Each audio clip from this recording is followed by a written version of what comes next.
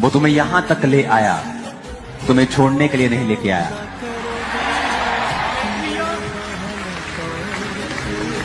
अगर उसने तुम्हें छोड़ना ही था तो पहले छोड़ देता। तो